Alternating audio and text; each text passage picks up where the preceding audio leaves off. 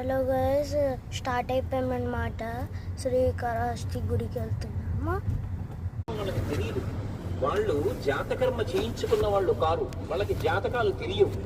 తెలియనప్పుడు ఎవరైనా ఇబ్బందులు పడుతున్నారు అనుకోండి, పెద్దలు ఏం చేస్తారంటే వాళ్ళు పడుతున్న ఇబ్బందిని వింటారు. బహుశः జాతకం తీసుకొని ఎందుకంటారంటే లోపలికి వెడుతున్నప్పుడే అపసవ్యంగా పెడతాడు. లేదు అసలు శనీశ్వరుడు ఆయన చాలా మెల్లగా కదులుతాడు కాబట్టి మందుడు అని ఒక పేరు. అది వశవర్తులై ఆయన చెప్పిన మన శరీరం విడిచిపెట్టారు. మీ దురదృష్టం అన్నాడు.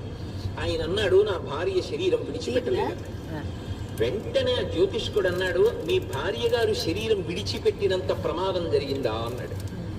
ఆయన కాసేపు ఆలోచించి జరిగిందన్నాడు. ఇంట్లో శివారాధనమైపోవలసిన నీ భార్య శరీరము పడలేదు. ఒక్క శ్రీకాళహస్తిలో మాత్రం అప్రదక్షిణాన్ని అనుగ్రహిస్తాడు.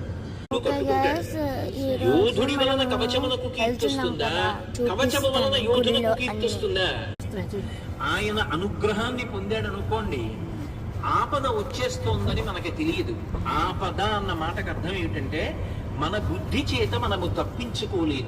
మాట్లాడుతూ భారతంలో అంటాడు, ఆపద గడువం బెట్టను ఊపి శుభంబైనదా అని నన్నకు పడగూప్ప అంటాడు. ఇలా వెనక్కొచ్చి పడగ విప్పి, మోటార్ సైకిల్ మీద ఉన్నవాడు రెండు కాళ్ళు దాని మీద పెట్టడగా. ఎప్పుడైతే ఆగిందో ఎడంకాలు కింద పెట్టాడు. ఎడంకాలు కింద పెట్టి ఇలా ఒకసారి చూసింది, పాదం సిద్ధంగా ఉంది కొట్టచ్చు. కొట్టకుండా ఎందుకో వెనక్కి తీసేసి పక్కకి వెళ్ళిపోయి. శ్రీకాళహస్తి పార్ట్ 4 లో తీస్తాను. బాయ్ బాయ్, సబ్స్క్రైబ్ చేయండి.